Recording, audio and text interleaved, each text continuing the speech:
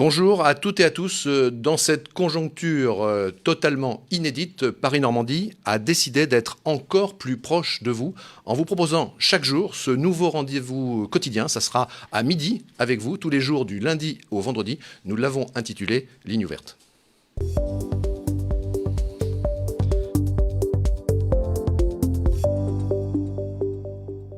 Cette prise d'antenne, vous l'imaginez bien, à midi, nous sommes en direct avec vous sur les réseaux sociaux, mardi 17 mars 2020. Elle est tout à fait symbolique puisque nous ouvrons ce nouveau rendez-vous à la même heure où prennent place les nouvelles mesures gouvernementales qu'il faut bien qualifier de confinement. Nous débutons cette première session qui va nous amener jusqu'aux alentours de 13h avec la rectrice d'académie aussi, avec laquelle on va parler des conséquences sur l'enseignement, avec le docteur Bruno Burel qui va répondre à vos questions, avec Fabrice Antonsic, le président des vitrines de Rouen, qui va nous dire comment les commerçants abordent, avec une certaine angoisse, vous allez le voir, ces mesures de confinement. Mais d'abord, commençons par vous raconter comment un média régional, votre média régional, Paris-Normandie, s'adapte aussi à cette crise pour continuer à vous informer. Avec Thierry Rabillet. Bonjour Thierry. Thierry, on commence à vous connaître, on vous retrouve régulièrement sur PNTV. Vous êtes, je le rappelle, le rédacteur en chef de Paris-Normandie. On va vous montrer des images. Vous allez voir que Paris-Normandie, dans les locaux, c'est tout à fait différent d'habitude. On rentre un peu avec vous, Thierry, dans les coulisses du fonctionnement, de la continuité de l'info. On est en continuité d'info, on continue à faire de l'actualité tous les jours, de l'information. D'abord à chaud sur le site internet et sur nos réseaux sociaux. Nous sortons une édition pour l'instant tous les jours, puisque notre imprimerie fonctionne toujours. Nos rotativistes ne sont pas encore confinés. Il n'y a pas de problématique de personnes positives au virus, au Covid-19 dans notre imprimerie. Donc l'imprimerie à Saint-Étienne-du-Rouvray fonctionne normalement. Nous avons toujours ensuite tout le réseau de distribution qui fonctionne avec nos porteurs à domicile pour les abonnés. Les livraisons dans les points de vente en ville, que ce soit les maisons de presse, les bureaux de tabac presse, ainsi que les boulangeries qui sont nos diffuseurs secondaires sur le réseau. Donc nous avons 1500 points de vente en toute la Normandie. Donc pour l'instant, le journal fonctionne normalement, avec, vous l'avez dit Sylvain, une petite précision. On le voit sur les images. Voilà, avec des rédactions qui sont quasiment vides, qui se sont vidées depuis 48 heures et qui vont se vider encore aujourd'hui, puisque, comme toutes les entreprises, nous suivons les consignes gouvernementales en privilégiant le télétravail pour l'ensemble de nos collaborateurs. Donc, toutes les personnes qui travaillent dans les services transversaux comme la comptabilité, l'administration, la publicité, le marketing, toutes ces personnes-là travaillent en télétravail.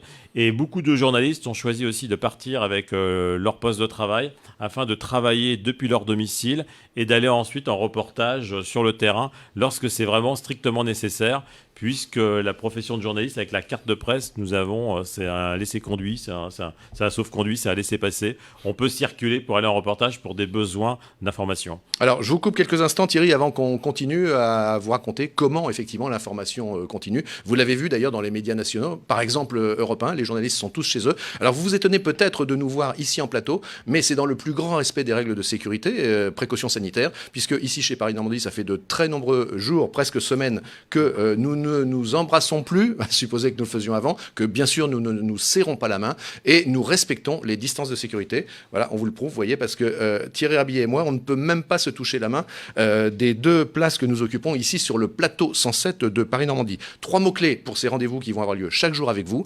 proximité, interactivité, humanité. Et puis déjà des internautes communiquent avec nous, puisqu'on nous dit qu'un salarié qui travaille dans le bâtiment nous dit qu'ils arrêtent de travailler aujourd'hui à midi, et un autre internaute nous dit que même chose dans la logistique. Très concrètement, comment on arrive, Thierry, à continuer à faire fonctionner tout ça alors que le personnel est complètement éclaté dans des lieux très différents, puisque les gens sont chez eux? Donc déjà, on fonctionnait beaucoup avec des audioconférences avec nos chefs d'agence qui sont au Havre, à Évreux, à Neuchâtel, à Yvetot, à Fécamp ou encore à Évreux, Vernon. Donc avec tout nos personnel qui est à l'extérieur, on a l'habitude de travailler depuis des années avec un système d'audioconférence. Donc on se connecte tous les jours. Là, donc on multiplie ce type d'opération. Et ensuite, avec les moyens classiques, on a des chaînes, ce qu'on appelle aujourd'hui des chaînes de discussion par téléphone, la chaîne, sans faire de publicité, Slack. C'est un peu le même principe que les groupes WhatsApp. Donc il y a beaucoup de communication sur des groupes spécifiques, inter-entreprises, inter-services, qui permet d'avoir une bonne connexion pour aller plus vite, pour faire circuler l'information et surtout pour donner des ordres, pour récupérer des informations et pour trancher, parce que dans cette période qui est très complexe, il faut trancher vite sur des sujets et donc il faut aller très vite. Donc on a ces moyens de communication numérique qui permettent de limiter les conversations téléphoniques au strict nécessaire. Alors, Thierry, on nous pose des questions. On va essayer de vous répondre autant qu'on puisse le faire. Un internaute ou une internaute nous pose la question de savoir cette fameuse dérogation, est-ce qu'elle est de circulation, hein. Oui. Vous voyez, j'ai le document ici. C'est cette fameuse dérogation. Je ne sais pas si on peut la voir en plus gros plan, si notre réalisateur Adrien Pulby peut serrer sur le document.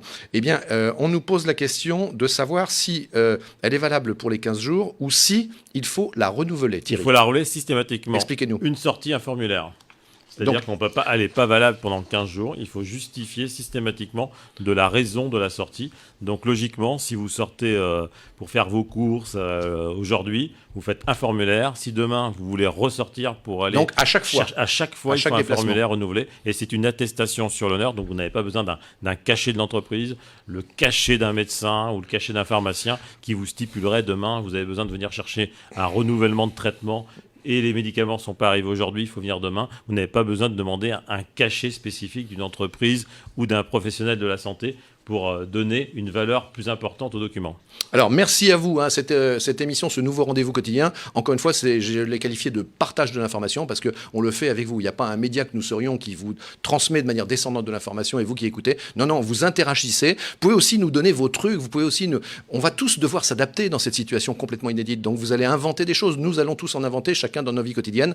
Surtout, n'hésitez pas à nous faire remonter ces façons nouvelles que vous avez peut-être de vivre parce qu'il faut bien s'adapter. On nous demande de Thierry, une internaute nous dit « Je n'ai pas d'imprimante, comment je fais ?» Une autre internaute réagit en disant qu'apparemment on peut rédiger de manière manuscrite cette document. Qu'en est-il ? On peut rédiger le formulaire de façon manuscrite. Si vous arrivez à vous connecter et à lire le texte du gouvernement, vous pouvez reproduire sur un papier libre, une feuille blanche, le document. Et Paris-Normandie, on a décidé à partir de demain, dans toutes nos éditions print, qui sont toujours disponibles chez votre kiosquier habituel, on va reproduire le formulaire que vous n'aurez plus qu'à découper. Donc on aura à disposition dans l'édition de Paris-Normandie tous les jours le formulaire. Ça permettra pour les personnes qui n'ont pas d'imprimante, pour les gens qui n'ont pas forcément envie d'écrire, de répéter systématiquement ce geste d'écriture. On vous fournira dans nos éditions le formulaire prêt à l'emploi, prêt à remplir. Alors, je n'hésite pas, bien sûr c'est important, à vous montrer le journal du jour. Thierry Rabillet nous a bien expliqué que la maison s'adaptait, si je puis dire. Voilà donc la une du mardi 17 mars. Et vous avez bon espoir, Thierry, de pouvoir continuer, parce qu'on peut imaginer que l'imprimerie de Paris-Normandie puisse aussi être en difficulté, peut-être. Bien sûr, ça fait partie des cas de figure. On peut très bien avoir une équipe de rotativistes, des rotativistes qui sont malades, qui sont atteints par le virus. Donc, les autres collègues qui auraient été en contact avec ces gens-là seraient placés en quatorzaine, comme le veut le règlement, ce qui a été dicté par les autorités médicales. Donc nous serions obligés de trouver une autre solution pour imprimer nos éditions. Donc nous avons déjà réfléchi à une solution de repli en région parisienne, comme nous avons pu le faire lors d'une casse importante de notre imprimerie il y a quelques années, où nous n'avions pas pu imprimer le journal pendant 3 jours en raison d'une panne majeure. Donc nous avons une solution de repli dans des imprimeries en région parisienne qui serait disponible pour pouvoir imprimer Paris-Normandie dans la soirée. Alors, disons-le, pour l'instant, Thierry, on continue à trouver Paris-Normandie dans Bien les sûr, points de vente d'ailleurs, habituels. c'est un message que j'adresse de la part de tous les diffuseurs de presse.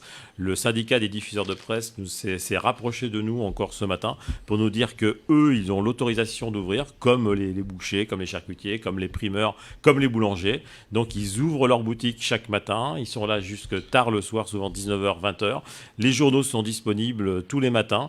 Donc, il ne faut pas hésiter à aller les voir. Il y a les consignes de sécurité qui sont toujours mises en place avec une distanciation. Donc, n'ayez pas peur, ne craignez rien. Et bien sûr, nos amis kiosquiers sont toujours présents. Ils sont fidèles au rendez-vous et ils ne sont pas prêts d'abandonner. Thierry Rabillet, rédacteur en chef de Paris-Normandie, on s'aperçoit dans ces moments difficiles, on l'a vu d'ailleurs pour l'affaire Lubrizol, que finalement, le titre de presse quotidienne régionale, c'est un maillon précieux de la chaîne de relations entre les médias en général et les citoyens d'un territoire. Oui, parce que c'est un titre qui est tellement ancré depuis des décennies sur le territoire avec des gens qui font obédience dans la profession. Ce sont des vrais journalistes professionnels qui sont là présents depuis des années, qui ont un vrai tissu, qui ont un vrai réseau. Et donc, nous, de par nos contacts, de par notre capacité à pouvoir interroger très rapidement les gens qui sont en possession d'une bonne information, nous sommes des relais indispensables. Et effectivement, dans ces périodes de crise, Paris-Normandie, que ce soit sur ses éditions papier ou sur son site internet, on est en capacité de répondre quasiment à toutes les questions. Je ne vous dis pas qu'on peut répondre à toutes les questions. Alors justement, Thierry Rabillet, j'ai des questions. Les internautes nous posent des questions. Justement, je vous prends au mot. Mais on fait le maximum pour vous informer, évidemment. Vous posez des questions. Par exemple, une internaute nous demande combien de contaminés, alors on parle de chiffres officiels, évidemment, pas officieux, dans l'heure, par exemple. Est-ce qu'on a une idée de ce chiffre? On a à peu près en Normandie, depuis hier, le chiffre hier a été, on était à peu près sur une centaine de personnes qui ont été dépistées positives, mais ce sont des chiffres qui ne veulent pas dire grand-chose dans la mesure où toutes les personnes qui ont des symptômes grippaux, qui ont mal à la tête, qui ont de la fièvre, qui ont des courbatures, ne sont pas systématiquement dépistées. Il y a à peu près une centaine maximum de tests qui sont effectués chaque jour au CHU de Rouen. Donc vous voyez, ça ne correspond pas globalement aux appels qui sont au 15 ou aux gens qui consultent leur médecin de ville. Donc, donner des chiffres, ça n'a pas beaucoup de sens. Par contre, le chiffre qui est important à retenir, c'est le nombre de décès. Pour l'instant, en Normandie, donc les 5 départements, il y a une personne qui est décédée il y a quelques jours au CHI de Delboeuf-Louviers. Donc, c'est le seul décès. Et lorsqu'on écoute un petit peu tous les spécialistes de ces maladies infectieuses, on a regardé la courbe des décès en Italie. Ce qui est important, c'est pas de regarder le nombre de gens contaminés, c'est le nombre de gens qui décèdent. Et depuis 3 jours en Italie, on s'aperçoit que ce chiffre des décès, il reste fort. On est à peu près sur 349 décès encore hier. Mais ce chiffre reste stable, il n'augmente plus. Alors que depuis 8 jours, il était sans arrêt en explosion. On triplait, on doublait le chiffre de décès chaque jour. Alors, encore une réaction de votre part. Merci d'être avec nous. Pour tous ceux qui viennent de nous rejoindre, parce que sur les réseaux sociaux, ça va, ça vient, comme on dit, eh bien, ça s'appelle Ligne ouverte. C'est un rendez-vous tout à fait inédit qui commence aujourd'hui et nous vous retrouverons tous les jours à midi en direct pour vous passer des infos, puis aussi pour vous écouter, pour que vous participiez vous aussi à ce rendez-vous et ça sera du lundi au vendredi. Question, Thierry Rabillet des internautes. Parce que j'en ai une aussi pour vous, Sylvain, peut-être que nos internautes se posent aussi. Oui. Est-ce qu'il y aura les marchés sur ce week-end ou demain, par exemple, il y a demain le marché d'Yvetot qui a un rendez-vous important dans la capitale du pays de Caux. Alors vous avez la réponse? Il y a le marché de Sotteville le dimanche, il y a le Clos Saint-Marc le samedi aussi, pour ne citer que. Le marché du dimanche au Halles, au Havre, ce sont des marchés importants. Donc on se pose la question avec les nouvelles mesures de confinement qui ont été données hier par le président de la République, puis ensuite par Christophe Castaner, le ministre de l'Intérieur. On se pose la question, on a interrogé les services de la préfecture, car effectivement, il y a un flou. Pour l'instant, il n'y a pas de décision. Il y a un flou, il y a sûrement une décision, mais il y a un flou. Il y a une zone d'ombre autour de ces marchés où, globalement, les marchés ne peuvent fonctionner que si des gens viennent faire leur marché. Et donc, si on limite les déplacements des personnes, on peut se poser la question de l'intérêt ou pas de maintenir des marchés. Question d'une internaute, là, elle l'a reposée plusieurs fois, donc on vous entend. Vous voyez, j'ai ma petite oreillette qui n'est pas très esthétique, mais enfin, au moins, je suis avec la régie.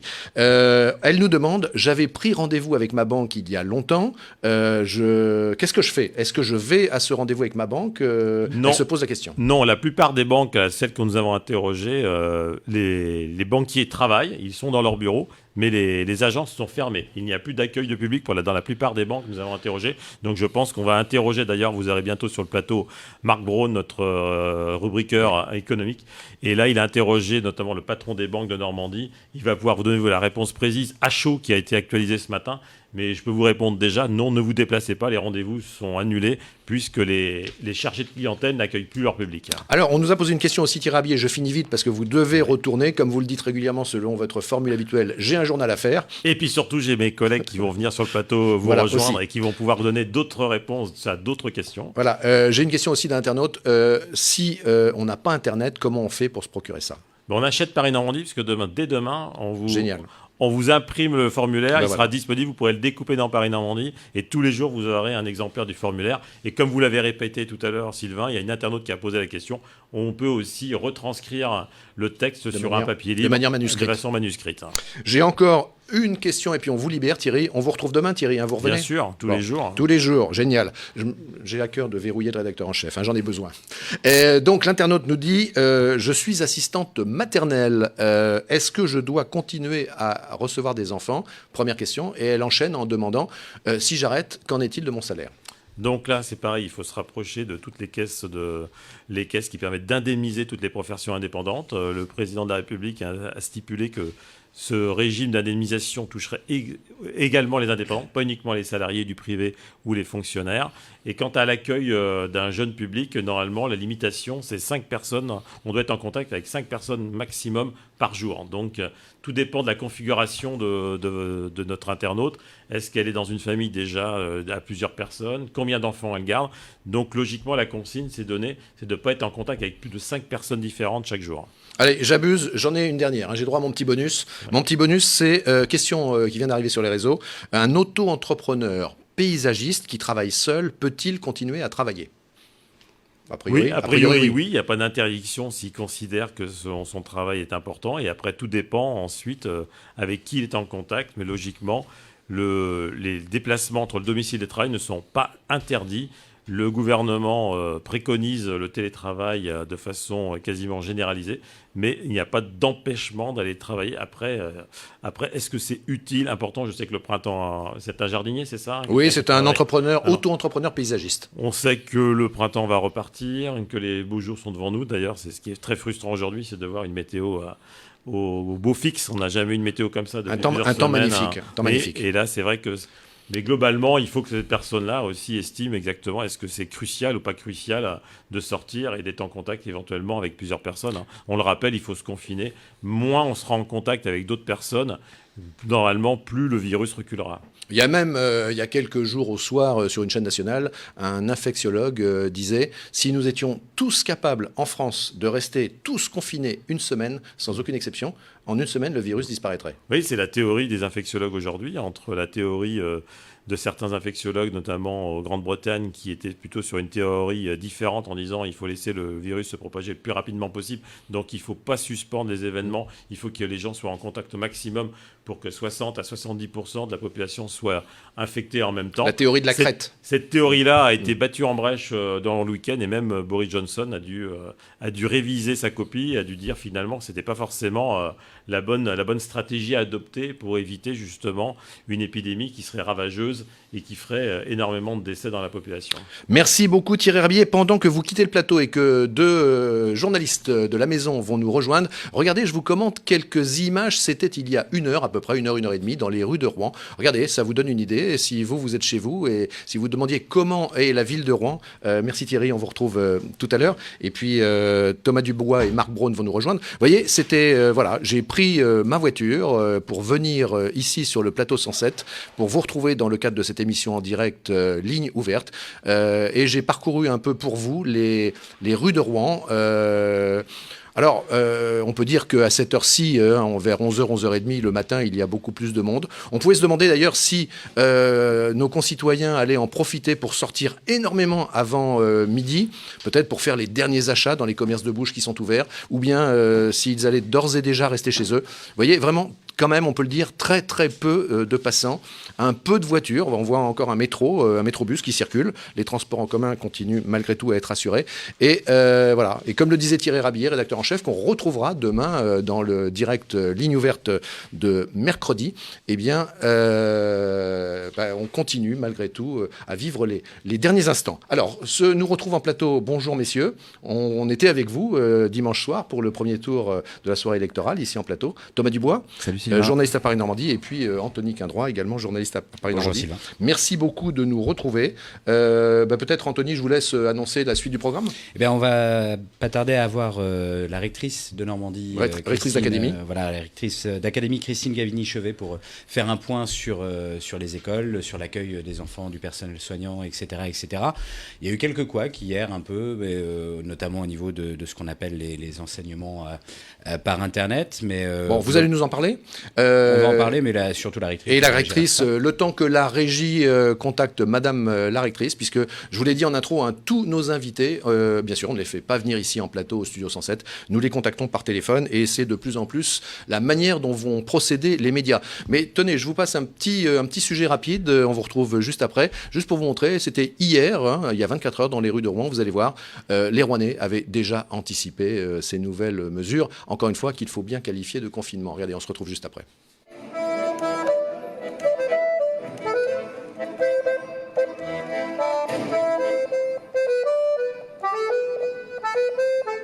Ce lundi matin, je suis au travail pour organiser un télétravail. Mes enfants sont revenus, y compris mon aîné qui est étudiant à Reims. Et donc voilà, une ambiance effectivement très spéciale, mais qui est néanmoins nécessaire pour lutter contre le virus. Et donc je le comprends, je pense que c'est ma dernière balade dans Rouen. Voilà, très spécial, mais bon, il faut en passer par là et je crois que c'est important de tous se le dire. Nous, on est un bar tabac loto, on a le droit d'être ouvert pour le tabac et les cigares et le loto, mais le reste, on ne sait pas. Pour l'instant, on n'a pas le droit. Peut-être pour les boissons emportées et encore, on ne sait pas. La gestion d'entreprise, il n'y a plus personne en ville, donc déjà les cigarettes, on en vend un petit peu, mais pas beaucoup. Les salariés sont mis au chômage technique en attendant d'en savoir plus. Et puis on verra, on va attendre. On se conforte tout à fait aux directives données par l'État et puis on fait preuve de civisme, de discipline. C'est vrai que les Français, on n'a pas beaucoup l'habitude de faire preuve de discipline. Donc c'est dans ces cas difficiles où il faut retrouver un petit peu les chemins qui nous sont indiqués par l'État, tout simplement. Voilà. On n'a pas moyen de faire autrement et puis voilà. Je crois que la décision ne nous appartient pas, la finalité ne nous appartient pas. En tout cas, nous, on se doit en tant que citoyens d'appliquer les directives. C'est ce que je fais. Voilà. Je conseille à tout le monde d'en faire autant. Tout ce qu'on veut faire pour l'instant. Donc aujourd'hui, je me pose la question comment l'activité va continuer. Continuer veut dire, par exemple pour le restaurant où il y a 6 employés qui sont très très inquiets pour leur salaire, qui sont très inquiets, pas pour la santé parce qu'ils sont jeunes. Donc à moi de les préserver sur le plan de la santé. Pour les salaires, je suis venue pour les rassurer. Donc aujourd'hui, on essaye de dispatcher un peu toute la marchandise pour qu'il n'y ait pas de rejet. Ils ont donné à beaucoup de SDF samedi soir déjà parce qu'ils ont ce souci de l'aide de l'autre. Et ce qui reste va être... Avec les jeunes, on va essayer de tout donner, Je suis un peu émue parce que c'est vraiment quelque chose de très très lourd à gérer. Si on a confinement de tout le monde, la crise va peut-être être écourtée et on pourra demain reprendre une activité normale. C'est le message que j'ai passé à mes employés pour leur dire allez faire des courses, mais pensez aux autres aussi qui ne peuvent pas se déplacer pour faire des courses. Donc n'achetez pas n'importe quoi, préservez tout ça, soyons tous un peu solidaires pour que demain, on ira beaucoup mieux, tous. Voilà, c'est un peu le message que j'ai voulu faire passer ce matin en venant voir mes employés.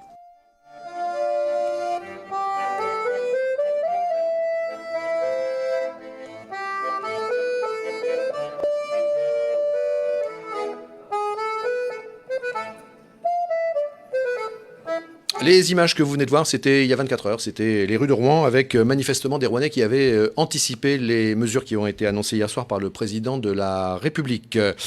Si vous nous rejoignez maintenant, vous êtes dans un tout nouveau rendez-vous que nous vous proposons chaque jour, du lundi à vendredi à midi. C'est en direct, c'est avec vous. Vous pouvez commenter, participer, vous pouvez poser vos questions.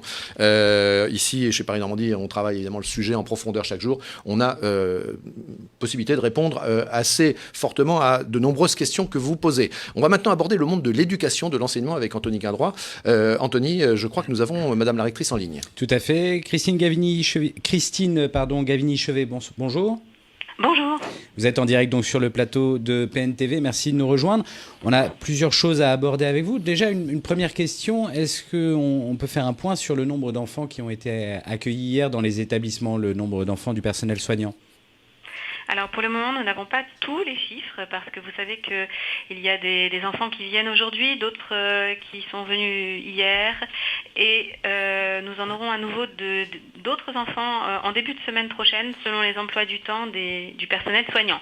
Mais nous avons un peu plus de 2000 enfants qui se sont joints à nous entre lundi et mardi pour ce service d'accueil des personnels soignants. Donc ils ont déjà commencé à suivre ce qu'on appelle la continuité pédagogique. Il y a déjà eu des groupes de 8 à 10 élèves qui ont été dispatchés un peu partout dans les établissements.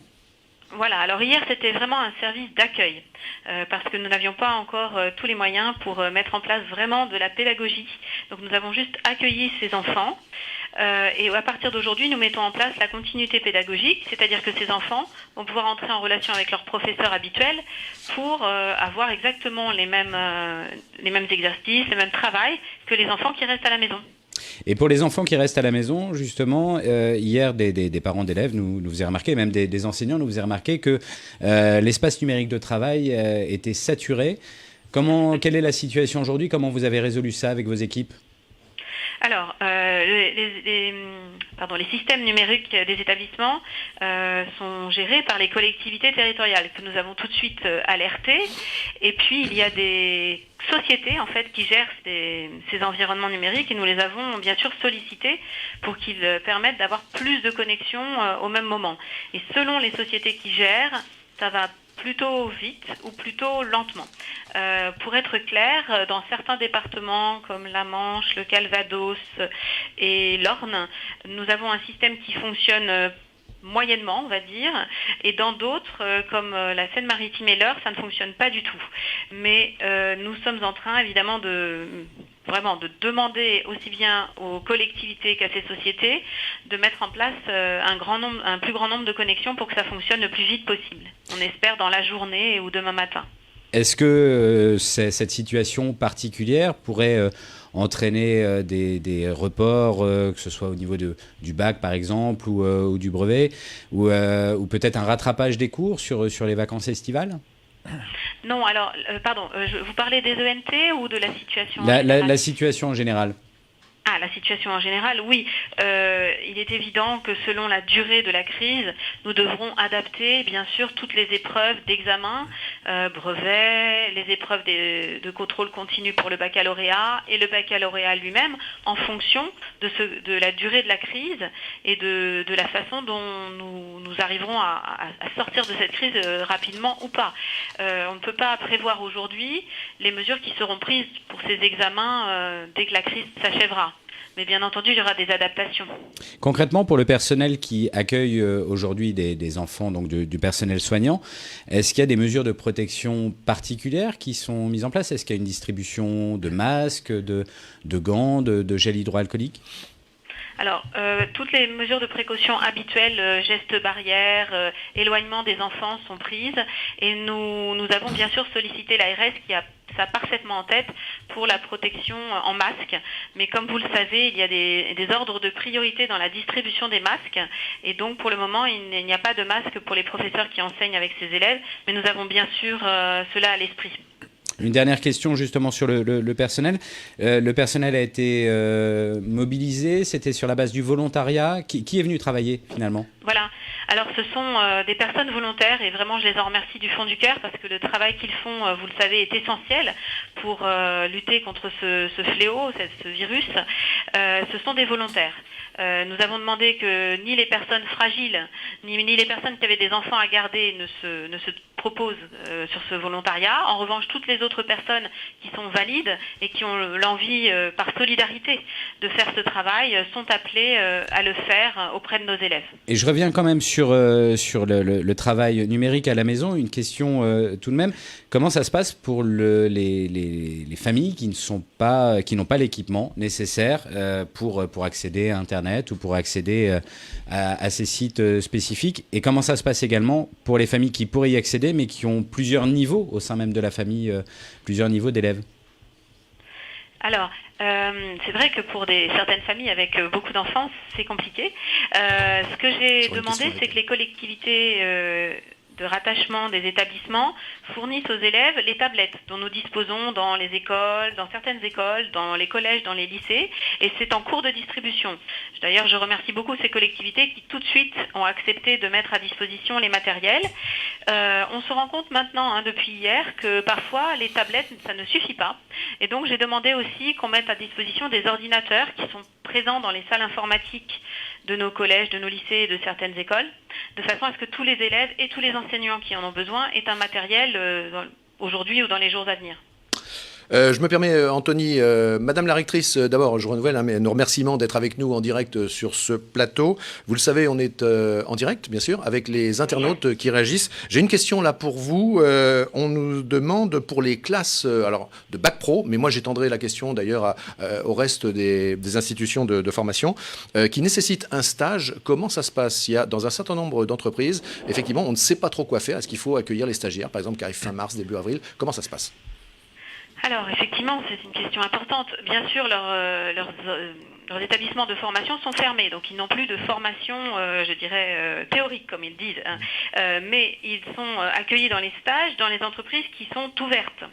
Toutes les entreprises qui sont ouvertes peuvent les accueillir. Toutefois, ces entreprises, elles sont soumises, comme les autres, à des consignes de télétravail. Et donc, nos élèves stagiaires doivent être aussi inclus, bien sûr, dans ces consignes de télétravail le plus possible lorsque les missions qu'ils assument ne sont pas essentielles à l'activité de l'entreprise. Voilà, c'est toute la différence entre un stagiaire qui pourrait télétravailler et un autre qui ne le pourrait pas. Et évidemment, ça crée deux cas de figure totalement différents. Et oui. Merci beaucoup, Christine Gavini-Chevet, rectrice d'académie, d'avoir été avec nous. Peut-être que dans les jours prochains, d'ailleurs, on se permettra de vous rappeler s'il y a de nouvelles informations qui justifient votre intervention sur le plateau de Ligne Ouverte. Merci beaucoup, bonne journée. Bien sûr, absolument. Merci. Alors, merci à vous. Également, d'ailleurs, des informations à vous communiquer ou à vous recommuniquer, puisque certains et certaines d'entre vous arrivent sur les réseaux sociaux et rejoignent notre direct. On nous a demandé comment pouvait-on se procurer le formulaire d'information à remplir pour pouvoir se déplacer, encore une fois, dans certains cas bien précis. Je vous le rappelle, Thierry Rabillet, le rédacteur en chef de Paris-Normandie, nous l'a indiqué tout à l'heure. Dans l'édition de Paris-Normandie de demain, eh bien, vous trouverez imprimé ce formulaire. Donc, vous pourrez le découper et pour toutes les personnes qui n'ont pas accès à Internet ou qui n'ont pas d'imprimante chez elles. Et puis peut-être pourra-t-on remettre le lien en commentaire de ce direct, puisqu'on peut le trouver également sur Internet pour les personnes qui ont des urgences et qui ne pourraient pas attendre la parution du journal demain. Des informations en plus, Anthony, ou on passe à, on peut passer Thomas. On passe à Thomas. Alors, Thomas, vous avez travaillé sur la volumétrie. On travaille tous un peu sur tout en ce moment. Vous avez travaillé tout court, d'ailleurs. Bon, en tout cas, sur la volumétrie des cas touchés, des personnes contaminées, des décès éventuellement. Vous nous faites un point, nous dire sur la question de la santé, en fait, c'était revenir sur les chiffres qu'a donné Thierry Rabillet, préciser un petit peu, même si effectivement Thierry Rabillet, rédacteur en chef de Paris-Normandie, l'a dit, les chiffres en ce moment n'ont pas forcément beaucoup de sens. En tout cas, l'ARS faisait état de 556 cas de contamination. Alors évidemment, une fois de plus, c'est un chiffre qui n'a pas forcément de sens. Il faut surtout retenir celui des hospitalisations. 21 personnes hospitalisées, dont 5 en réanimation. Et je rappelle, effectivement, il y a eu un décès au mois de mars. C'était le 6 mars. Les autorités de santé, hier, elles ont surtout insisté sur le fait que la Normandie, contrairement au Grand Est ou à l'Île-de-France, on a encore un répit.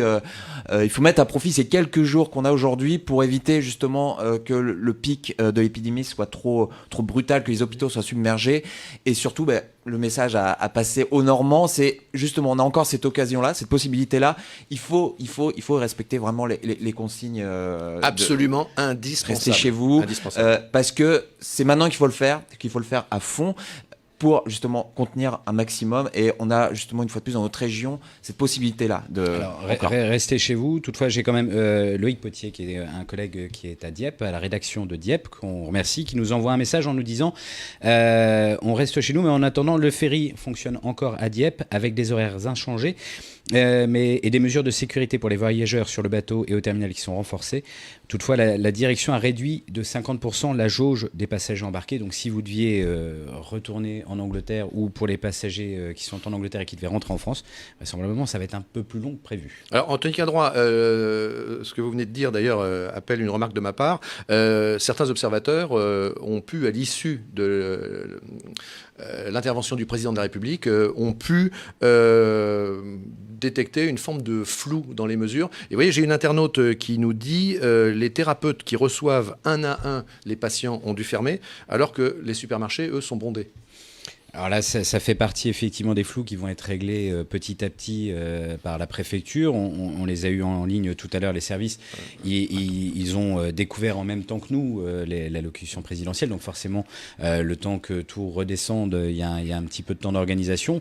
On peut penser qu'il va y avoir des mesures de précaution, des mesures sanitaires qui vont être prises dans les prochaines heures, dans les centres commerciaux, notamment pour éviter qu'il y ait un contact trop rapproché entre les clients, peut-être des barrières caissières à l'entrée des magasins. On a déjà vu ce matin qu'il y avait des files d'attente qui pouvaient se former et que les gens, spontanément, ont tendance maintenant à prendre un peu leur distance. Messieurs, ça pose quand même la question des entreprises dont les salariés ont un job qui ne permet pas le télétravail. Vous voyez, par exemple, il y a une internaute qui nous dit mon mari est parti travailler et ils sont une centaine de collègues ensemble. Parce que, manifestement, le télétravail n'est pas possible dans cette entreprise. Thomas Dubois. C'est tous les sujets qui nous préoccupent, justement, et qui vont nous préoccuper pendant ces jours. C'est-à-dire que là, en ce moment, on se rend compte ce matin, ce midi, que y a plein de questions qui se posent dans des tas de professions, de domaines professionnels. Qu'est-ce qu'on fait? Les couvreurs, qu'est-ce qu'ils font? Les chantiers en cours, qu'est-ce qu'on fait? Les personnes qui doivent déménager, qui avaient un déménagement prévu. Tout ça, c'est des sujets qu'on va aborder justement toute la semaine. On va essayer de répondre au maximum aux questions qui se posent. Continuez à vous informer sur Paris Normandie, continuez à acheter le journal et à aller sur le site de Paris Normandie. Mais tout ça, c'est vraiment le cœur là de nos préoccupations sur les jours qui viennent. Voilà, je précise, puisque vous l'évoquez, Thomas Dubois, je précise que Paris Normandie vous informe de 3 manières différentes. Bien sûr, le journal, le print, on l'a montré déjà beaucoup. Le web, chez Paris Normandie, il y a une cellule web formidable qui fait un excellent travail et qui, je vais quasiment dire, minute après minute, vous délivre notamment sur la page Facebook de Paris Normandie, mais aussi sur les autres réseaux. Et puis, la chaîne web, ici, ce qui nous permet d'être ensemble. Anthony. Tout à fait, non, c'est ce que disait Thomas, je rebondis là-dessus. Mais on se retrouve nous aussi dans une situation qui est complètement inédite. Donc on va essayer on va pas essayer, on va aller à la pêche aux informations et on va donner toutes les informations en temps réel quasiment pour pouvoir informer au mieux les Normands, mais aussi le reste de la France qui pourrait se connecter à l'émission en ce moment même, en sachant que pour les entreprises et pour les institutions qu'on contacte, c'est aussi inédit. Donc des fois le temps de retour est un peu plus long. Je pense par exemple, Thomas, vous le disiez à l'instant, aux personnes qui doivent déménager, mais il y a aussi des personnes qui étaient en train d'acheter une maison ou un appartement, qui font du locatif, qui étaient entre 2 locataires. Comment ça se passe pour eux, pour les crédits, etc. Tout ça, c'est des sujets sur lesquels on travaille aujourd'hui. Est-ce qu'il y aura des marchés? Vous l'avez évoqué aussi tout à l'heure. On en profite aussi pour dire, faites attention, fake news. Il y a un très bon article de Lison Lagroix qui est paru, notre journaliste qui est paru sur ce sujet. Attention à tout ce qui circule dans Paris Normandie, attention à tout ce qui circule sur les fameux symptômes, etc. Il faut. Alors voilà, justement, Thomas, c'est pas le moment de prendre des risques. Le docteur Burel, Bruno Burel, le président du syndicat des médecins libéraux, qui va intervenir comme consultant là tout à l'heure, restez bien avec nous dans quelques minutes. Il sera là pour répondre à toutes vos questions. Je salue Nathalie. Bonjour Nathalie. Je sais que vous êtes une fidèle de nos émissions en direct. Bonjour, et vous Nathalie. Nous dites, n'oubliez pas les aides à domicile qui font un formidable travail. Dans ces conditions surtout. Dans ces conditions, déjà toute l'année, on peut dire qu'elles font un formidable travail. Mais c'est vrai que ça fait partie des métiers qui nous interrogent beaucoup. Comment ça se passe quand on est obligé d'intervenir chez les gens? Quelles sont les mesures de protection à prendre? Tout ça, pour l'instant, on n'a pas encore toutes les clés. Alors, on est avec justement Bruno Burel. Bonjour Bruno Burel. Bonjour. Bonjour. Merci d'accepter d'être en quelque sorte notre consultant du moment pour toutes ces questions qui suscitent, on l'a vu, et c'est bien compréhensible, de très très nombreuses questions de la part des internautes, malgré d'ailleurs toutes les informations qui sont données par les médias nationaux, ce qui renforce l'intérêt d'un programme comme celui-ci qui régionalise l'échange avec nos concitoyens. On va retrouver juste après Bruno Burel, je le précise, Marc Braun, journaliste économique de Paris Normandie, qui va nous parler, lui, des conséquences du coronavirus sur l'économie, sur nos entreprises, là, autour de chez nous. Alors, Bruno Burel, je vous laisse peut-être interpeller par Thomas Dubois. Bruno Burel, bonjour. Bonjour. Peut-être commencer par un numéro, c'est le 116-117, c'est le numéro qu'a donné l'ARS hier à appeler en priorité en cas de soupçon de fébrilité, c'est bien ça, avant même d'appeler son médecin traitant, c'est bien ça. Écoutez, vous me l'apprenez parce que les consignes qu'on a eues hier midi, c'est d'appeler le médecin traitant en premier. Donc ça, c'est ce qui a été diffusé par le ministère hier en début d'après-midi. Bruno Burel, excusez-moi, je me permets de vous interrompre dans votre échange avec Thomas Dubois. Est-ce qu'on peut être très très clair et très pédagogique finalement en reprécisant la séquence depuis je commence à avoir un petit symptôme que je trouve bizarre jusqu'au moment où j'ai une fièvre pas possible, comment on fait, à qui on s'adresse et comment ça va crescendo, si je puis dire. D'accord, écoutez, depuis hier après-midi, la situation est la suivante, j'ai une petite fièvre, j'ai un peu mal à la tête, je tousse un petit peu, j'appelle mon médecin traitant et de fait, si je ne peux pas joindre mon médecin traitant, j'appelle le 116 117 pour savoir quoi faire. Mais sinon, c'est le médecin traitant qui gère les symptômes modérés ou les symptômes pseudo-grippaux. C'est bien la preuve que finalement aujourd'hui il y a des consignes, il y a une situation encore à éclaircir, parce qu'effectivement c'est assez étonnant, parce que l'ARS a parfaitement communiqué, enfin très clairement communiqué hier sur le fait qu'il fallait avant tout appeler le 116 117 justement pour ne pas qu'il y ait d'engorgement d'appels chez les cabinets. Moi je peux vous lire ce qu'on a reçu du ministère de la Santé hier en début d'après-midi, mais j'ai rien reçu de l'ARS. En phase épidémique, cette prise en charge ambulatoire doit être fait à contacter le médecin traitant, sauf en cas de gravité ou de recommandation. La recommandation sera d'appeler le SAMU. Donc ça date d'hier après-midi du ministère de la Santé. Eh ben, ça va être un point à éclaircir pour nous certainement Voilà. aujourd'hui. C'est plus simple, c'est peut-être que, si vous voulez, cette consigne que je viens de vous dire est nationale. C'est vrai que sur Rouen, on est passé comme toute la France en phase épidémique, mais nous n'avons pas encore beaucoup de cas. Il est bien évident que le 116 117 ne peut pas traiter l'ensemble des patients fébriles dans une situation épidémique telle qu'elle va se présenter. Alors, docteur Bruno Burel, on a toujours, je pense, la possibilité, si on a des questions à poser sur le coronavirus, la possibilité de joindre la plateforme téléphonique d'information 0800 130 0000. Exactement. Hein? Alors, attendez, je le redis parce que j'ai pas été très clair. Le numéro d'appel qu'il faut faire, et je pense que de fait les consignes ou appeler le médecin traitant ou le 116 117 sera donné sur ce numéro que vous venez. La plateforme est toujours opérationnelle. Hein? Oui. Donc je le redis, 0800 130 et après 3 fois le chiffre 0. L'appel est gratuit, la plateforme est ouverte 7 jours sur 7 de 9h à 19h. Voilà, on peut, et puis dès qu'on a des ressentis de fièvre, de toux et des difficultés à respirer, docteur, là on appelle toujours bien le 15. On peut toujours appeler le 15, surtout si c'est une situation grave ou qu'on a une maladie grave. Encore une fois, on passe en phase épidémique, on est en stade 3, phase épidémique, et c'est pas le 15 et les hôpitaux qui vont pouvoir faire face à tout, d'autant que beaucoup de patients qui vont être touchés par le coronavirus ne vont pas avoir des décompensations graves. Et d'ailleurs, dans cette phase épidémique, il n'est plus question maintenant de tester tout le monde au coronavirus. C'est-à-dire qu'on ne teste que les formes graves, que les hospitalisations, que les professionnels de santé ou que les femmes enceintes qui ont des symptômes. Qu'en est-il des protections aujourd'hui qu'on vous doit, les masques, etc. Emmanuel Macron s'est exprimé sur le sujet hier en disant qu'il y aurait des livraisons qui seraient faites le plus rapidement possible. Vous avez des nouvelles de ça depuis hier ? Alors, on a des nouvelles, on a les mêmes informations que vous. Nous, on est un certain nombre à avoir réussi à s'en procurer dans les pharmacies, qu'on avait reçu une dizaine pour les professionnels de santé. Au cabinet, on est 4 médecins. On a des masques pour quelques jours encore, oui. Bruno Burel, une petite question concernant les patients qui viennent dans les cabinets des médecins. Comment ça se passe pour eux en termes de confinement ? Parce que quand on est dans une salle d'attente, c'est compliqué de ne pas être en contact avec eux. On est tous organisés un petit peu différemment. Aucun contact entre des patients fébriles et des autres motifs de consultation. D'abord, on essaye de reporter tous les rendez-vous non urgents, de faire le maximum de téléconsultations, de consultations au téléphone ou de vidéoconsultations. Et puis pour les patients qu'on doit examiner, nous par exemple dans notre cabinet, entre 11h30 et 14h, on a une salle dédiée, une salle qui est disponible et dans laquelle on met les patients fébriles. Et puis le soir, après 18h30, les patients fébriles, la secrétaire essaye de trier au mieux au téléphone, mais aucun patient suspect d'une petite infection ne peut attendre dans la salle d'attente avec des patients qui viendraient pour une autre raison. Alors docteur, et puis messieurs en plateau, je profite de l'interstice pour relayer les réactions des internautes. Merci à vous d'être avec nous. On fait ce programme tous ensemble. On nous pose une question, peut-être pouvez-vous répondre rapidement docteur. Pour les SDF, y a-t-il des mesures particulières ?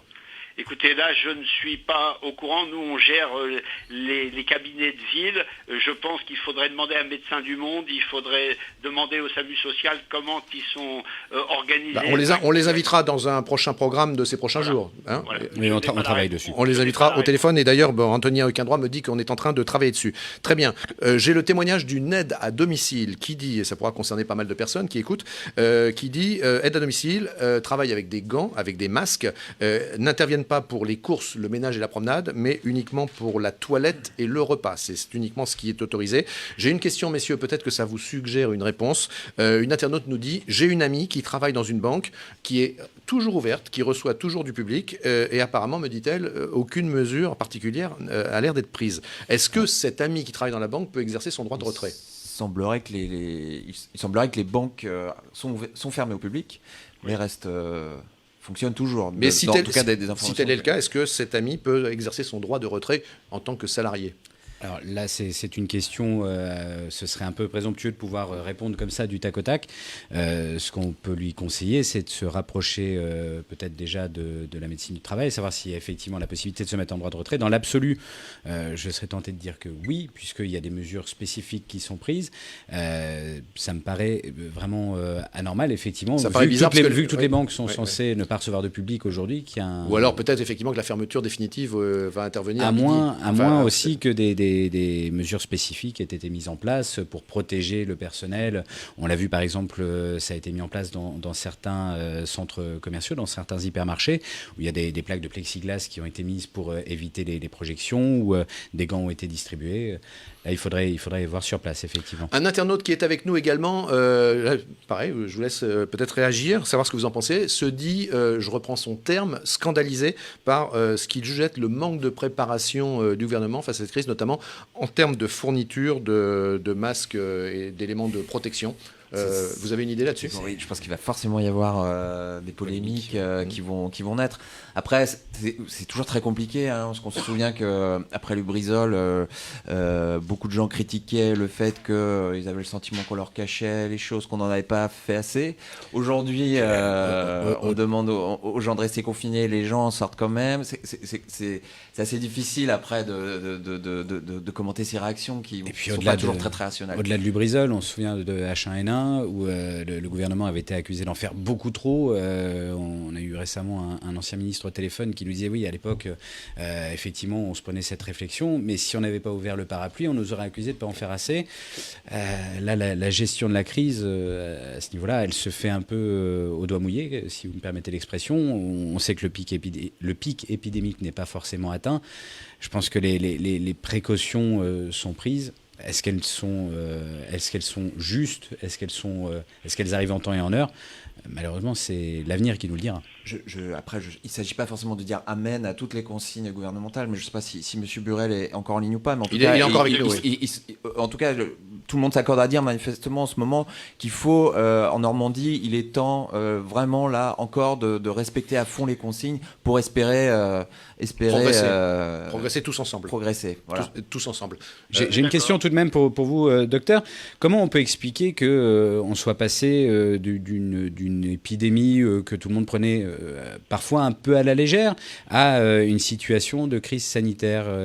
Quelle a été la bascule au niveau des professionnels de santé? La bascule, c'est que c'est un virus qui, de fait, donne pour beaucoup de gens des syndromes un peu grippaux qui ne sont pas graves chez beaucoup de personnes, mais par contre qui est extrêmement contagieux et extrêmement virulent. Donc énormément comme personnes sont touchées et ça va très très vite, d'autant que c'est un nouveau virus et que personne n'a d'immunité préparée à ce nouveau virus. Alors vous dites que c'est un nouveau virus, il y a une fake news qui tourne pas mal, une fausse information qui tourne pas mal, où on dit oui mais le coronavirus on le connaît depuis des années, regardez sur les gels hydroalcooliques, c'est noté, le coronavirus c'est une famille de virus qu'on connaît si vous pouvez expliquer. C'est le Covid-19 qui est nouveau. Voilà. Donc c'est comme si je vous disais c'est ma Renault. Non, c'est le modèle Covid-19 qui est nouveau. Alors coronavirus, c'est une marque. Il y a plein de virus qui font partie de la famille des coronavirus qu'on connaît depuis longtemps. Donc Renault, Peugeot, Citroën, on va en citer plusieurs. Très bien. Docteur, merci beaucoup. On se permettra dans les jours qui suivent de vous rappeler parce que ça sera intéressant d'être en ligne avec vous pour répondre à toutes les questions qui peuvent se poser de la part des internautes. Vous en êtes d'accord ? Je vous remercie, je suis à votre disposition. Eh bien écoutez, merci beaucoup. Et pendant que Thomas Dubois va peut-être nous quitter... Non, je vais vous quitter. Oui. Je ne vous mets pas d'heure, Thomas. Je pense que parmi les sujets polémiques qui vont forcément revenir aussi, il va y avoir cette question peut-être qu'on va forcément en parler dans les jours qui viennent, mais cette question des élections municipales qui sont tenues, premier tour qui s'est tenu dimanche. Deux mots peut-être là-dessus. Pardon ? 2 mots peut-être sur ce sujet. 2 mots, je pense que oui, ça fait effectivement partie des des sujets qui vont être matière à polémique. Et là, pour le coup, on comprend difficilement qu'aujourd'hui, on demande à tout le monde de rester confiné, alors qu'il y a à 48 heures, 48 heures seulement, la France était appelée à voter. C'est vrai que pour le coup, c'est sûrement un sujet qui va revenir, certainement. Très bien. Thomas, merci beaucoup. À votre Merci. place, on va accueillir Marc bientôt. Braun, puisqu'on va parler d'économie. Et on va être avec le président des Vitrines de Rouen, grosse association de commerçants, parce que là aussi, il y a un vrai sujet. Tenez, tiens, je vous repasse quelques images de Rouen. C'était il y a 2 heures dans les rues. Merci beaucoup, Thomas Dubois. À demain, hein. À demain. Vous voyez, c'était les rues de Rouen ce matin. Il était aux alentours de 11h du matin. Et on peut constater qu'il y a une certaine forme d'anticipation de cette mesure qui a pris place depuis 55 minutes, hein, puisqu'on est en direct avec vous. Et il est 12h55. Voilà. Il faudra voir, je regarde les images en même temps, il faudra voir effectivement l'impact que ça pourrait avoir sur la qualité de l'air, puisque c'est vrai que un peu comme ça s'est passé en Chine. Ouais, un peu comme ça s'est passé en Chine, mais toute proportion gardée. Là, ce matin, j'étais à vélo dans les rues. Et alors, est-ce que c'est une somatisation ou pas? Je ne sais pas, mais en tout cas, j'avais l'impression que l'air était quand même beaucoup plus respirable. Voilà. Et puis, régulièrement, demain, après-demain, on vous montrera des images aussi, puisque pour tous ceux qui sont chez vous, eh bien, ça vous permettra de suivre ce qui se passe dans différentes parties de notre territoire. Pendant ce temps-là, on a accueilli Marc Braun. Bonjour, Marc. Bonjour Marc, vous êtes le journaliste, enfin l'un des journalistes économiques de Paris-Normandie, et là aussi les conséquences sont importantes. Moi j'aimerais vous lancer sur la formule suivante. On constate que le groupe Volkswagen en Allemagne a décidé d'arrêter sa production pour 3 semaines, je dis bien. Pour prendre un autre gros constructeur, mais là il s'agit d'avions, Airbus est en train de très fortement baisser sa production. Par contre, et là ça s'explique, Amazon annonce vouloir procéder à de très nombreux recrutements et puis même augmenter une certaine catégorie de ses salariés. Alors est-ce qu'on aurait un effet de bascule, et qu'est-ce que vous observez, vous, de votre poste de journaliste économique régional? Déjà, ce qui me gêne, c'est qu'on trouve encore des gels hydroalcooliques sur différents sites. Je ne vais pas forcément nommer Amazon, mais à des prix qui sont un peu prohibitifs. Donc il faut être extrêmement vigilant, déjà. On nous avait pourtant dit qu'il y aurait des mesures pour empêcher ça. Oui, mais apparemment, sur le net, c'est un petit peu la porte ouverte à certains excès. Après, sur les sites automobiles, dans la région, Renault à Sandouville, Renault à Cléon, on ferme les usines. Je ne sais pas quel sera l'effet sur les ventes et sur les concessionnaires, mais on sait déjà Renault Cléon, tout est fermé. Tout est fermé, il n'y a plus d'activité, les lignes sont terminées. La plus grosse usine de production de moteurs électriques d'Europe. Mais aussi la production des moteurs diesel et des boîtes de vitesse. Donc c'est vrai que c'est un gros impact sur la région. Mais moi je reviens tout juste, je voudrais plutôt glisser tout de suite sur l'activité commerciale. Je reviens. Et je crois qu'on a Fabrice Antonsic qui est en ligne. Vous êtes là, Fabrice Antonsic? Voilà, c'est pour ça que je voulais. Bonjour à tous. Bonjour. Écoutez, on va rester quelques instants avec nous, le temps que Marc termine, et puis ensuite on passera avec vous. Voilà, accessoirement, je viens de recevoir de nouveau une alerte de la préfecture qui dit et recommande de ne faire ses courses que si avec les choses dont on a uniquement besoin. Je reviens du magasin Hyper U à Grand-Quevilly. J'ai compté 300-350 mètres de file d'attente. En gros, c'était le dernier plein de courses avant midi, avant ce qu'on peut appeler le confinement. Mais c'est vrai que c'était du grand n'importe quoi. J'ai vu des gens arriver, s'être cassé le nez, disent-ils, sur l'hypermarché Leclerc à Bapaume, être passé par Barentin et finir, donc 3e magasin Hyper U, pour essayer d'engranger encore et toujours. Et heureusement, le directeur des lieux a fait en sorte qu'on ne puisse pas prendre plus qu'un pack d'eau ou un pack de lait pour que tout le monde soit servi.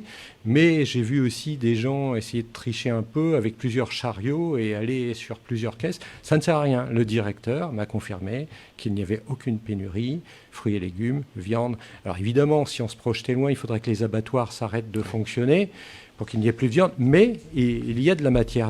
Voilà, les rayons sont réapprovisionnés.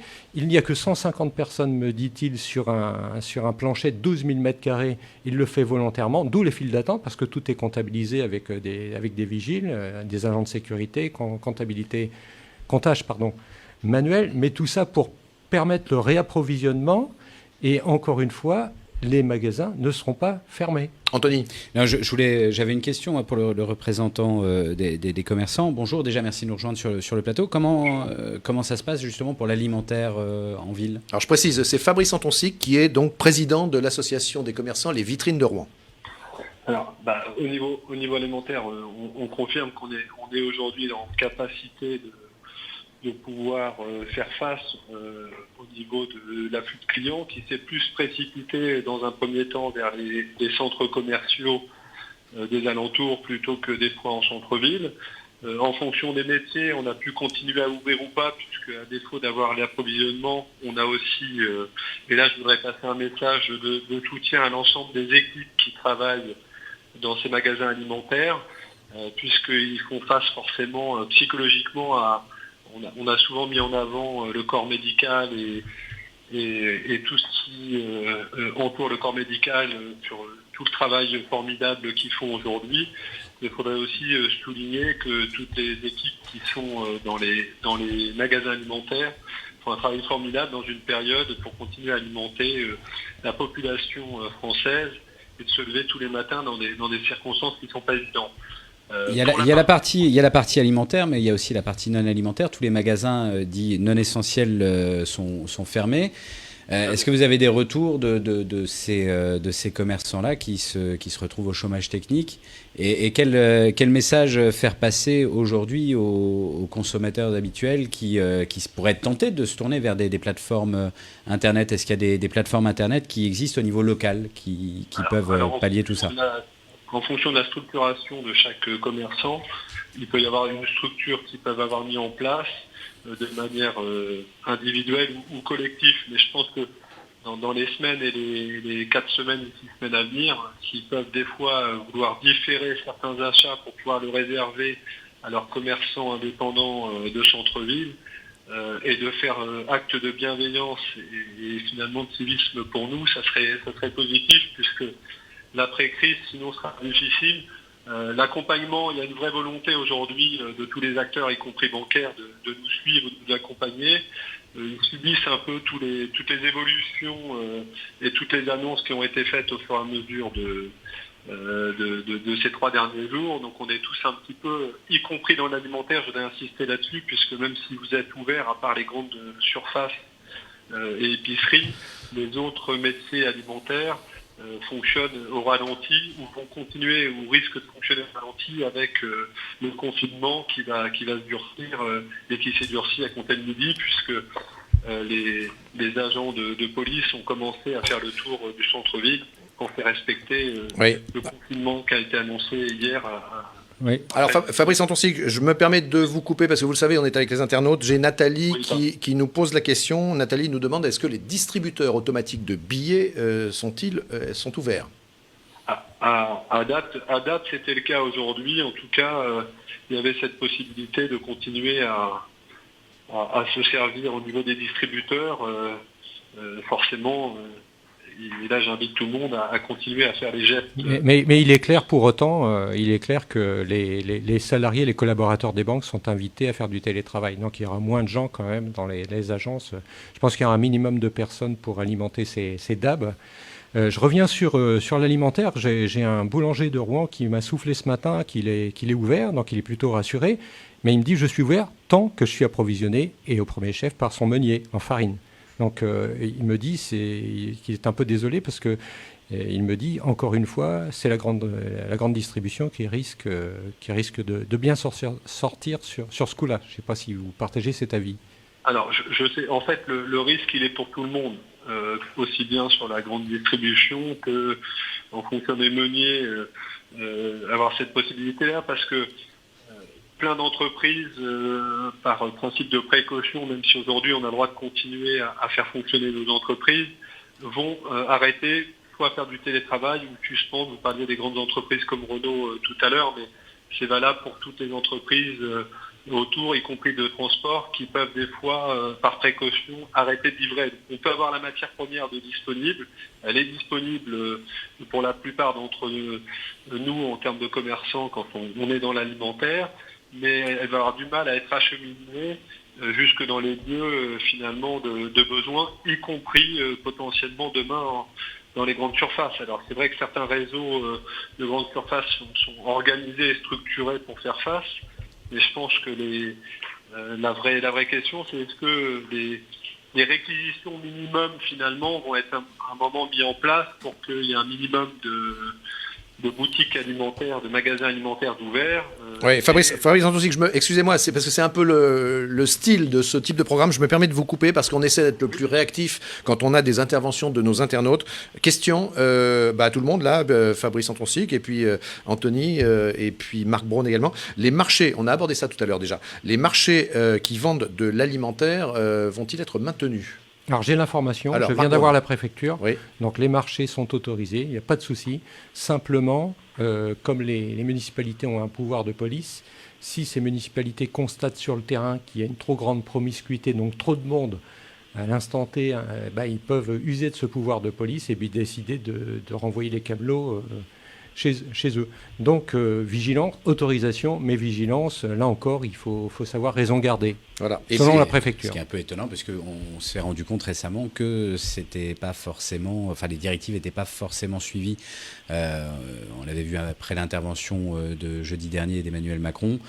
Les mesures ont été durcies ensuite, donc voilà, on mise sur l'intelligence collective. Voilà. Réaction également, messieurs, d'une internaute qui nous dit le télétravail, ok, mais sans réseau ou sans beaucoup de réseau, pas facile. Ça, c'est le grand problème. Des zones blanches, c'est ce qui était évoqué également pour l'éducation, les personnes qui ne sont pas équipées. Là, on est vraiment sur du cas par cas. Il peut exister des dispositifs, des entreprises qui prêtent un ordinateur, mais on peut pas prêter une connexion Internet. On en parlait tout à l'heure avec le service informatique de Paris-Normandie qui continue également de travailler. On peut, avec un téléphone portable, faire un partage de connexion, même sur un ordinateur fixe. Donc ça, vous avez raison, Anthony, ça c'est effectivement la suggestion à cet internaute qui nous posait la question. Si vous n'avez pas par l'arrivée téléphonique, la box ou est-ce que je sais, le réseau suffisant, à supposer que vous ayez du réseau GSM, du 4G, vous pouvez relier votre téléphone portable à votre ordinateur et ça s'appelle le partage de connexion. Et là, peut-être que ça peut marcher. Fabrice Antonsic, pour terminer avec vous, et puis je pense qu'effectivement, il faut que vous repartiez vers vos affaires, car vous êtes aussi un entrepreneur. Là, peut-être un peu de réaction personnelle, puisque justement, vous êtes entrepreneur. Comment, à titre personnel, peut-être avec un peu d'émotionnel humain de votre part, vous vivez cette situation avec votre activité, avec vos salariés?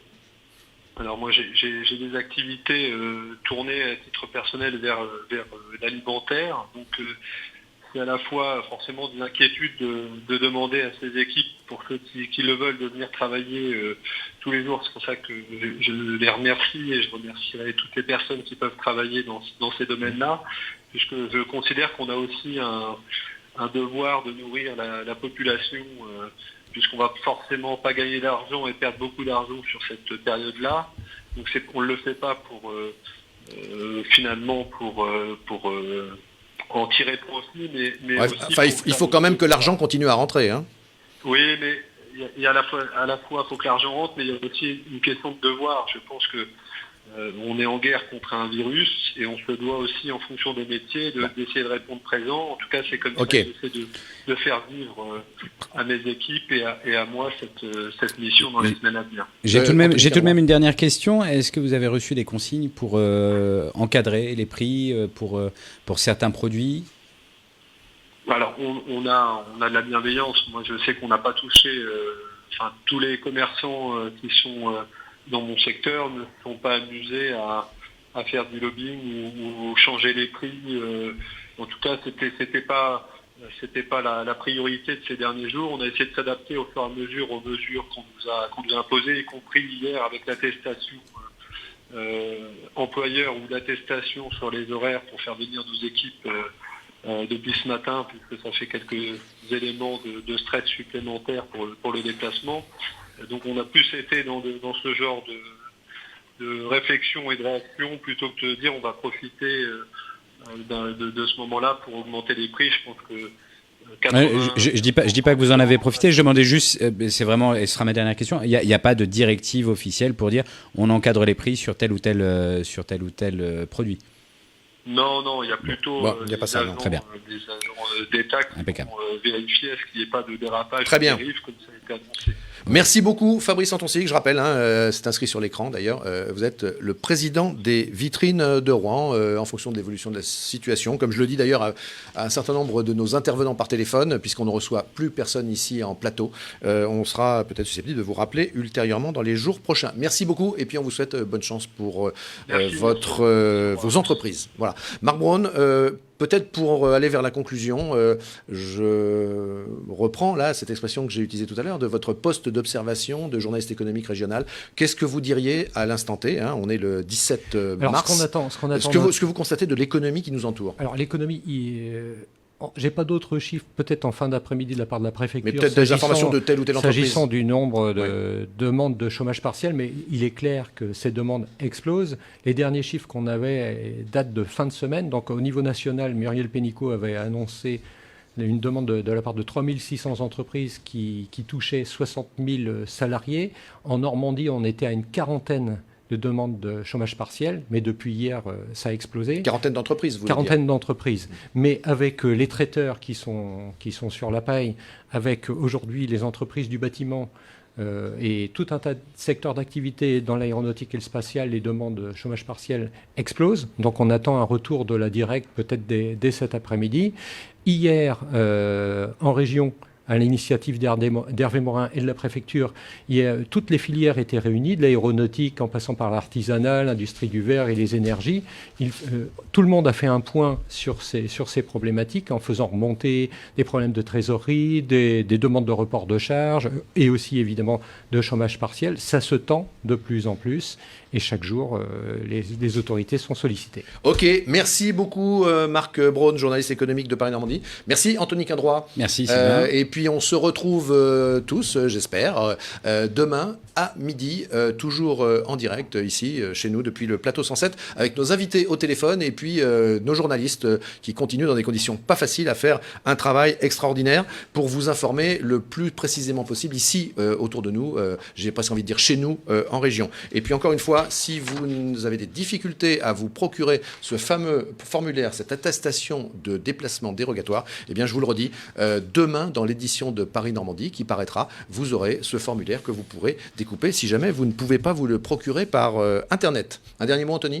Le dernier mot sera tout simple, sera rester chez vous. Tout simplement, je pense que c'est le mot-clé à répéter et à répéter encore et encore. Voilà, on reste chez soi dans la mesure du possible. Voilà, demain encore, nous serons avec un professionnel de santé. Gardez vos questions et puis on y répondra. On répondra à toutes d'ailleurs. Voilà, merci beaucoup. On était ravis de vous retrouver en direct pour ce tout nouveau rendez-vous Ligne ouverte. Je remercie celles et ceux qui nous ont aidés à le préparer. Marie-Fleury Bourdeduy, Charlotte Lancien, Fabrice Chivot, Claudia Penel, et puis puis d'autres encore. Et puis c'est une réalisation de notre réalisateur fétiche Adrien Pulby. À demain.